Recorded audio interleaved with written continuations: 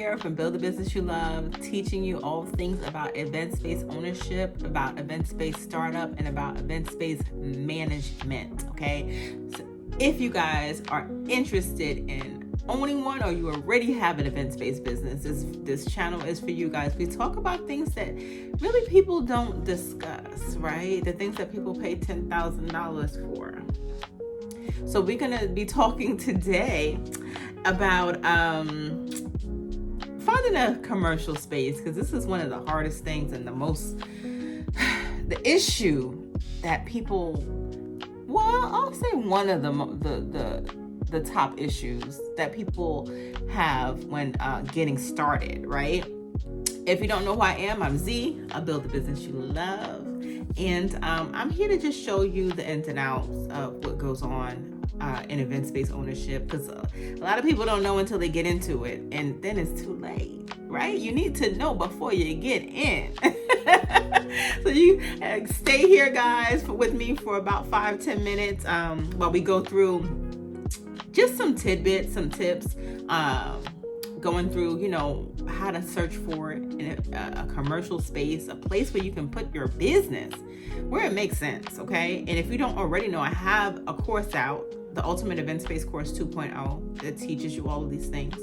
And also I have a freebie bundle, guys, that actually has, I believe it's 20 questions that you can ask your county, right, on finding a space. The important questions before you sign the lease, because I'm seeing people signing a lease and they don't know what they're getting into. They're signing these leases, honey, and they can't even have their event space there, and now they're stuck and have to find something to do with that space because it's a legal document. They can sue you. Okay? So this is just some tidbits about some things that you can kind of consider. Okay, when we're talking about checking for zoning, checking for some of the things that you need to go over before signing that lease. And the first one is zoning. Okay, zoning, checking your zoning regulations. Like I said, I do have 20 questions that you can ask your county, your planning department, your buildings department. It's free. Check it out. It should be a link somewhere below here. I'll try to put it. It is basically a way for you to determine if this space is good to continue researching, if this space is good to continue to determine if this is where I want to have my business, right? Because if you can't have your business there, if they say no, it's not allowed in this particular building because of X, Y, and Z, God knows why, then you can't have your business there. And it doesn't make sense to continue, right? Other people will say, hey, just look through the window and see if you can put your space there. But I know that you guys are realizing that you cannot just find a space and put up an event space in there, an event space business in that space. It's way more to it, okay? So the first one we're getting into is the zoning laws. Determining what type of business could operate in certain areas. That's what it basically is, right?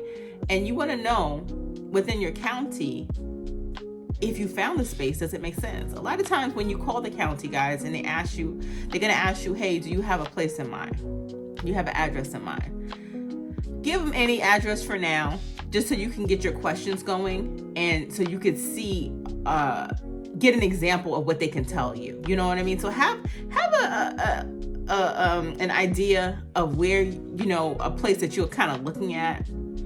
Give them that example, give them that location, and they can answer those questions for you. Now, even in my course, I tell you, you're going to get some wrong answers with your Department of Buildings, your Department of Planning. They may tell you, oh, yeah, you can do that, and you don't need an architect, and you don't need this, and you don't need that. And then when it gets to it, you say, oh, I'm so sorry they told you that. That was incorrect information. This is why I tell people to call 2-3 times. For the place that you want, that you're about to sign that lease on, you call. You ask to speak to an inspector, okay? Because it matters. When you're signing a lease and you're putting your name on the line and you're putting your finances on the line, you need to know these things. That's why I teach you guys this framework, okay? It has to make sense. It has to make sense. So you can't put a commercial business in a residential area. Could you imagine a big McDonald's inside of right by your house, like right next to it, right in your community? It may not work, right? Certain situations it may work. Like New York it has a lot of mixed buildings, right? Where it may be a commercial space on the bottom and a residential at the top, which I do not recommend. I do not recommend that. Putting your event space at the bottom where there's residents at the top. Can you guess why? The noise. It's going to be noise complaints. It's going to be issues with people around the building. It's just if you have a space that has a commercial space at the bottom, residents at the top, just think about it. I'll say that. Think about it. Okay.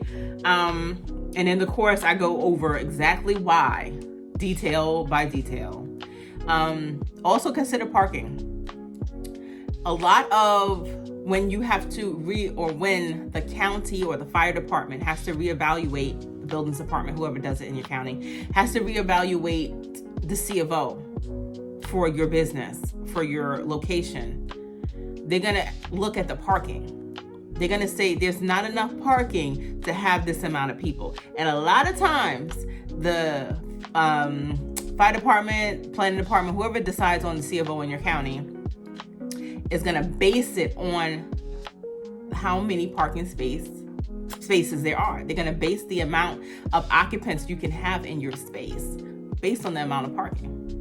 I've seen people with a space 10,000 square feet.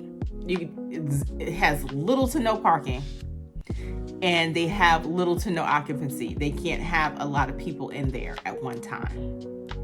It just is what it is. They have their own, regulations, okay? And we're not going to get too much into that. Just know that it should have plenty of parking, especially for larger events. And it's also a key selling point, guys. If you have a space with, a lot of parking, ample parking, that's a selling feature, okay? A unique selling feature for your space. Like I said, places like in New York, I always mention New York because it's different. There is no parking. There is no parking. So other things are considered when you're getting a C of O for places, buildings in New York. New York is very different, okay? So the next one is verifying a good place that has accessibility. For ADA, guys, they are implementing Americans Disability Act for a lot of these new businesses. That means it has to have access to ramps, elevators, even the bathroom has to fit a wheelchair comfortably. So when you're looking at a space, look for those things, okay? If it doesn't have it, maybe that could be something that you can negotiate in the lease, okay? It's because compliance, ADA compliance these days, they're not turning their heads like they used to. A lot of businesses, and there's so many different rules surrounding ADA. Like in your county, it may say, oh, if you have a business that's more than X, Y, and Z, or if you have a business that is more than this square footage or has a C of O of this amount, then you have to comply. Otherwise, you can't comply or you don't have to comply. Whereas the ADA is like, no, you have to comply. So it's kind of like that gray area, when it comes to accessibility, but it's something you need to consider for your business, okay? Ensuring that you have 2 means of egress, exits, entrances, places that you can leave from. It cannot include a window, okay? If something were to happen, general safety rules, something were to happen, people need to be able to get the heck out of there. So it's typically mandated by the building codes and fire safety regulations. But if you're hosting a large group of people, then yeah, you would like to see at least 2 means of egress. So when you're looking for a space, it needs to have at least 2 means of egress, okay? And you may not be cleared from your fire department or from your I call them the powers that be in my course, or from your planning department, whoever it is that gives you the C of O, if you have to change your C of O. It has to make sense for them too. And a lot of times, especially these days, they're asking for more. They're asking for more. They want to see those 2 means of egress. They want to see that people can leave out safely. They want to make sure that the places have been looked at by an architect and can handle the load. And in my course, I tell you why. Evaluate the size and the layout. So I've seen spaces that are big, right? But the layout sucks. Like the ceilings are below, or the way that it's broken up is weird, right? It'll have a room here and a room here, and you got to find out if the walls are load bearing and all of these things, right? And so you want to make sure that the space can accommodate the people. Want to see openness. People want to see spaces, their event space that they selected for their baby shower, kids party, bridal shower, wedding party, whatever it is. They wanted to see a big, open, pretty space, right? Or whatever it is, that art space or a bouncy space, whatever, you decide to, how you decide to do your event space. It should be an open floor plan. And some spaces don't have that. And you'll be sitting here thinking, oh, I could just break down that wall. And the wall is a load-bearing wall. Now you have to get an architect to come out to do that. And you have to pay them to do that. And you have to get a construction company to make sure that the load can support. It matters, okay? So make sure you evaluate the size and the layout, because the layout is something that people don't consider, okay? The next one is inspecting the necessary utilities and amenities. I go over this so much in the course because people sleep on the fact that you're gonna need utilities, you're gonna need electricity, the HVAC needs to work, right? You're gonna need systems in place. And a lot of times, a lot of leases, we go over leases in the course too, say that it's on you. It matters. You need to know what you're getting into. Things like, and everything requires electric, everything requires, water, everything requires HVAC systems, because it gets hot where you are or it gets cold where you are. It's got to make sense. And you got to be able to handle the load. In my course, I talk about a demand meter and what that is, and why it's important, and how to deal with it if you have one. The next one is to evaluate the neighborhood and foot traffic. So just because you have a space and it's pretty and it's beautiful, you may want to have something that can where people could see that, you have a lot going on. You have events at this location, and that, people are not just hanging around. That's another thing. And that it's a vibrant neighborhood that can attract more bookings, right? The last thing you want to do is have a neighborhood that's kind of sketchy, and you have your event space business in a neighborhood that's kind of sketchy. People are not going to want to patronize you. They're not going to want to patronize you because they know what's there and they know what happens there at night or, during the off hours. And people, they have options. So, and selecting a place, make sure you select a place that's not sketchy. It matters.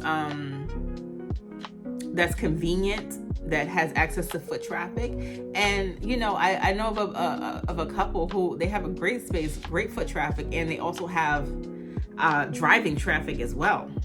I mean, they're like very close to a highway. It's great, a great location. I'm like, this is a great location. So things like that you want to, look at and consider when you have your event space.